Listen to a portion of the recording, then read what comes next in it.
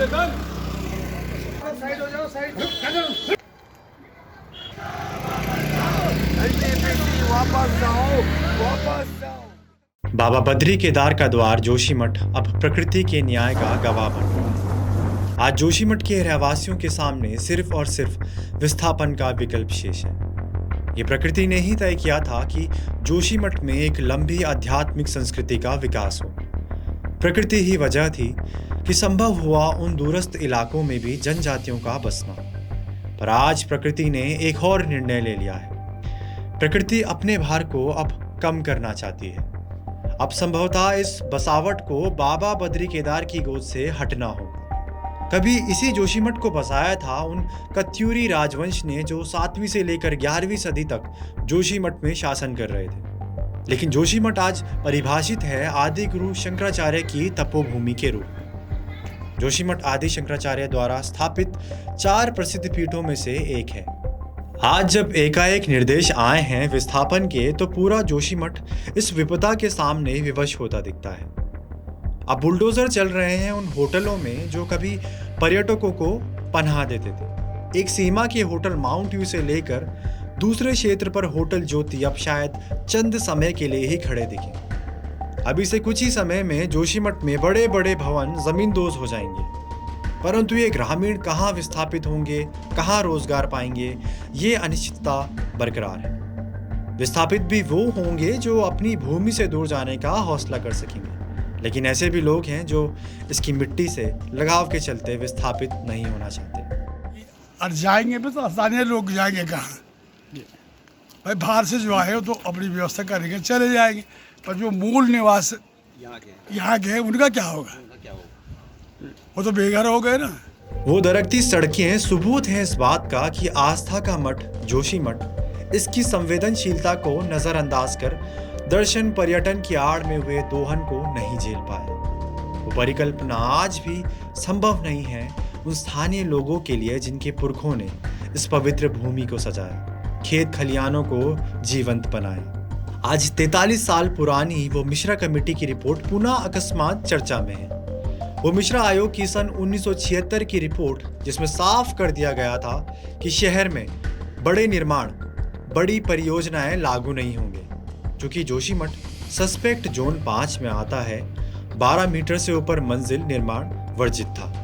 पर यह सरकारों की विफलता थी कि ये निर्माण कार्य जोरों शोरों से चले। इससे बड़ी देवभूमि की विडंबना क्या होगी कि उत्तर प्रदेश से पृथक होने के बाद उत्तराखंड की स्थापना से इस घातक चक्र को और बढ़ावा मिला और शासन प्रशासन का इस ओर ध्यान तक नहीं गया। आज जोशीमठ के ही रहने वाले विजय सत्ती अपना भविष्य अंधकार में देख रहे हैं। कहाँ है मिश्रा रिपोर्ट का उल्लेख जो कहता है कि उन्हें भविष्य में पलायन करना पड़ेगा? अभी तो फ्यूचर अंधकारमय ही है। जब तक गवर्नमेंट फिर से पुनर्वास के लिए जगह नहीं देती या पुनर्वास नहीं करवाती, तब तक बहुत मुश्किल है। मगन प्रसाद जी पूछते हैं कि नोटिस कहाँ है? क्या ये सब परिदृश्य इस दिन के लिए छोड़ दिया गया था कि गाज गिरेगी तो ग्रामीणों पर ही गिरेगी? मकान पे क्रॉस लगा दिया है, सामान हमने बांध के रखा है, व्यवस्था हमारी कोई हो नहीं पा रही है। हम कहाँ जाएंगे? नोटिस दे दिया है, बिना नोटिस का हमको वो कर रहे हैं, घर से बाहर कर रहे हैं। हम जाएं तो जाएं कहाँ? वो चिन्हित निशान आज संकेत दे रहे हैं उन मकानों को ध्वस्त करने के जिन्हें तोड़ने के आदेश शासन प्रशासन द्वारा आ गए हैं। और फिर सामने आती है वो बदहाली का आवास झेलती सूरतें। स्थानीय महिला माधवी सती की पीड़ा। वह हैं स्वयं वो मकान मालिक जिनका कहना है कि उनके हाथों में आज अपनी पुरखों की अमानत खाली करने के आदेश हैं। देखो, विस्थापन तो हम आज भी नहीं सोच रहे हैं कि हमें विस्थापित किया जाए। कौन अपनी ये जमीन, ये काम हमारा थोड़ी, हमारे पुरखों कई पीढ़ियों से है। हम यहाँ पे रहते हैं, हम क्यों विस्थापित होंगे? वो ग्रामीण भी जो जोशीमठ मिश्रा जांच से अनजान रहे हैं, जिन्होंने कभी राजनीति से मतलब नहीं रखा, आज राजनीति की ही भेंट चढ़ गए हैं। जोशीमठ की दुर्गति का आलम यह है कि वे अपनी ही अवनति का व्याख्यान कर रहे हैं। कुछ कैसे हो रहा, कुछ कैसे हो रहा, बस हम लोग जैसे थे वैसे के वैसे हैं। हम लोगों की कोई उन्नति नहीं है। इन सब के बीच अफवाहों के बाजार में एक खबर और आई कि आदि शंकराचार्य की भूमि में शिवलिंग में दरार आई। पर अब ज्योतिर्मठ के प्रभारी ने स्वयं इस बात का खंडन किया तो खबर पता चली कि दरारें आईं उन जर्जर इमारतों में भी जो जवाब दे चुकी थी। उस 2400 वर्ष पुराने आदि गुरु जी के कल्प वृक्ष के परिसर में भी दरारें आईं, पर किसी भी मंदिर विग्रह में दरारें नहीं। आइए सुनते हैं ज्योतिर्मठ के प्रभारी ब्रह्मचारी मुकुंदानंद जी से कि असली कहानी क्या है। शंकराचार्य जी महाराज का जो मठ है उस परिसर में दरार तो जरूर आई है। कल्प वृक्ष में जो मंदिर है वहाँ मंदिर परिसर में भी दरारें आई हैं, लेकिन किसी विग्रह में कोई दरार अभी तक नहीं आई है। तो इस तरह से हम अनुरोध करेंगे कि आपदा के समय में ऐसे लोगों को भ्रम फैला करके परेशान करने की जो लोग कोशिश कर रहे हैं उनको ऐसा नहीं करना चाहिए। देवभूमि उत्तराखंड के विभिन्न स्थानों में वहां के अनुसार जनश्रुतियां बनती गई। तमाम किंवदंतियां आज भी प्रचलित हैं, जिसका मौजूदा वोक आधुनिक पीढ़ी उपहास उड़ाती है। जोशीमठ को लेकर भी एक मान्यता रही है, जिसके अनुसार एक आध्यात्मिक और प्राकृतिक बदलाव की आशंका का पूर्वानुमान किया गया था।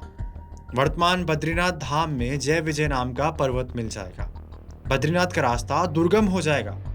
अनोखी संख्या में भूस्खलन होगा जो आज अपने नेत्रों के आगे सच होने का आभास कर रहा है। मिश्रा रिपोर्ट से ये समझना भी जरूरी था कि जोशीमठ रेत और पत्थर का समूह है, कोई पहाड़ नहीं।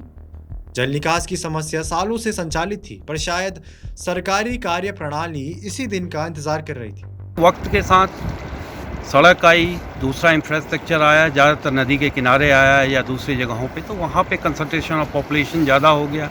लोगों ने पुराने खेतों के ऊपर बसना शुरू कर दिया। ऐसे स्थानों पे विशेष रूप से पानी के निस्तारण की कोई व्यवस्था नहीं है। पानी चाहे बारिश का हो, चाहे हाउस होल्ड ड्रेनेजेस का हो, वो सब ज़मीन के अंदर जा रहा है। और जब ये पानी बाहर निकलता है तो कहीं ना कहीं ये लीच आउट कर रहा है, अपने साथ जो फाइनल मटेरियल है उन्हें बाहर ले जा रहा है, और उसकी वजह से लैंड ग्राउंड सब्सिडेंस हो रहा है, ज़मीन नीचे धंस रही है। उत्तराखंड के तथाकथित बुद्धिजीवियों से लेकर पर्यावरणविद अब सवालों के कटघरे में हैं। इनके दोहरे मापदंडों पर द पैम्पलेट प्रमुख का तंज भी सुनिए। इन पर्यावरणविदों का मतलब सबसे बड़ा नंगापन ये है कि ये इनमें से कोई भी उत्तराखंड की उन पहाड़ों में नहीं बैठा हुआ है। किसी भी पहाड़ी जगह पर ये लोग नहीं बैठे। ये मेट्रो सिटीज़ में बैठ कर के जो ट्विटर का नैरेटिव बनाने वाले लोग हैं ना, पर्यावरण के बारे में ज्ञान देने वाले लोग, ये सबसे बड़ा स्कैम है। जब भगवान बद्री विशाल के कपाट शीतकाल में बंद होते थे तो भगवान बद्री स्वयं लाए जाते थे जोशीमठ के नरसिंह मंदिर। पूजे जाते थे विवश खड़े उन्हीं स्थानीय लोगों के द्वारा पूरे 6 मास। अब जब जोशीमठ ही भूमदशाव की चपेट में आ गया है तो फिर ऐसे में जोशीमठ की आध्यात्मिक पृष्ठभूमि से जुड़े कई सवाल भी फिलहाल अनुत्तरित ही लगते हैं। 4 धाम यात्रा की श्रद्धा का यह मार्ग अब सिर्फ प्रकृति के निष्कर्ष का इंतजार कर रहा है।